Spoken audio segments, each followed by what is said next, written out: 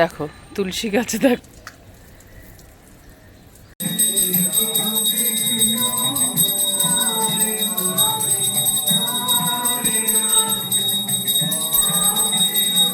Hi hello ছোড়ো, Radhe Radhe বলো। আহা হা, আজকে সকালবেলায় ছাদে এসছি, মনটা ভরে গেল একেবারে এত সুন্দর সূর্য দেখে। আহা হা, অনেক দিন পরে আর শরতের আকাশ দেখে তো একদম একদম একদম মন ভরে গেল। আর একটা জিনিসে মন ভরে গেল, সেটা হচ্ছে আমার ছাদের, চলো বৃন্দাবন দেখাই, বৃন্দাবন। এর আগের দিন যে আমি তুলসী দেখিয়েছিলাম সেটা কম ছিল, কারণ আমাদের ছাদে প্যান্ডেল হয়েছিল মনসা পুজোয়, সেই প্যান্ডেলের জন্য তুলসীগুলো যা ছিল উপরের ছাদে ছিল, সেগুলো আজকে আমি ছাদে এসে দেখছি সব নিচে নেমে গেছে। চলো বৃন্দাবন দর্শন করাই তোমাদের। জয় বৃন্দাবন ধাম কি জয়।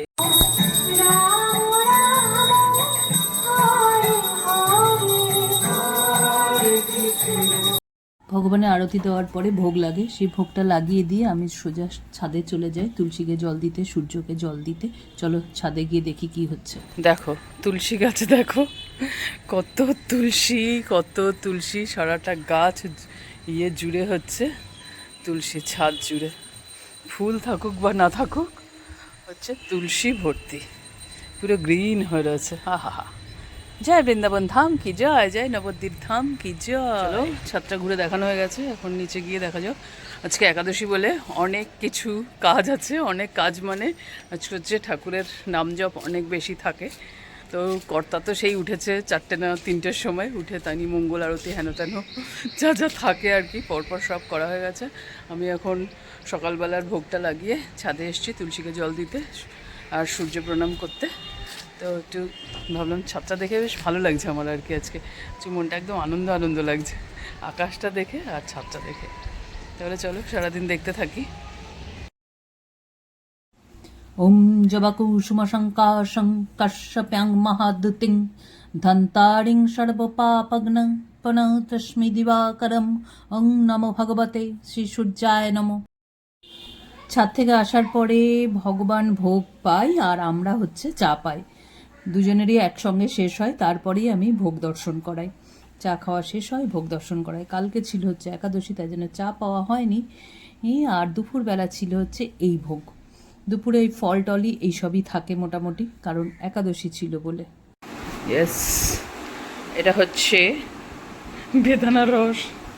আজকে তো একাদশী, তো সারাদিনই চলছে ফলের ওপর দিয়ে, আবার এখন আমাকে বেদানাও খেতে হবে, কারণ হচ্ছে পুরো 2টো বেদানা গোসায় করে রস করে পুরো এত বড় একটা কাপে আমাকে প্রত্যেক দিন দেয়। থ্যাঙ্কস গোসাই, রাধে রাধে। রান্নাঘরে কাজ করছে, এই সব করছে দেখছো রস করার জন্য। আজকে একাদশী, তো মন্দিরে যাওয়ার কথা ছিল, কিন্তু শরীরটা আর নিচ্ছে না, খুব একটা মাথা ঘুরছে। তাছাড়া মেয়েকে ফোন করেছিলাম, মেয়ের সময় আছে করে আমিও দেখলাম যে কথা বলি, তাই আর মন্দিরে যায়নি। যাওয়াটাও জরুরি ছিল, কারণ যেদিন ব্রত হয় সেদিন আমাদের মন্দিরে যাওয়াটা খুব জরুরি হয়ে পড়ে।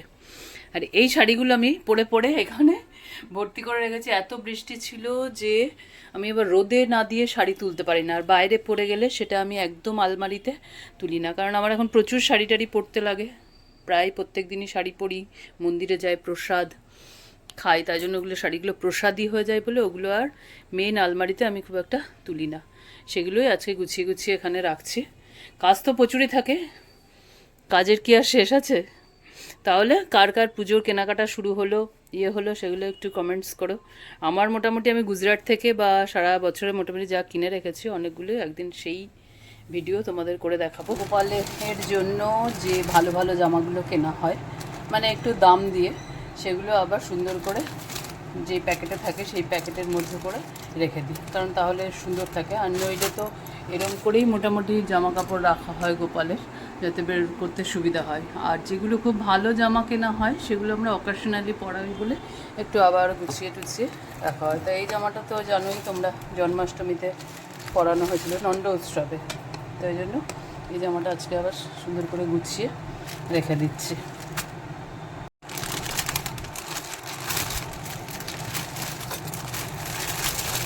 এই যে হয়ে গেছে সুন্দর করে রাখা, এবার এটা তুলে রাখবো। আবার কোনো উৎসব অনুষ্ঠান হলে, ভালো ডে হলে তখন এটা তুলবো। গোপালের রাত্রের ভোগ দেওয়া হয়ে গেছে, এখন সব কিছু খুলে রাখা হয়ে গেছে। এখন ওনার হচ্ছে বিশ্রামের সময়।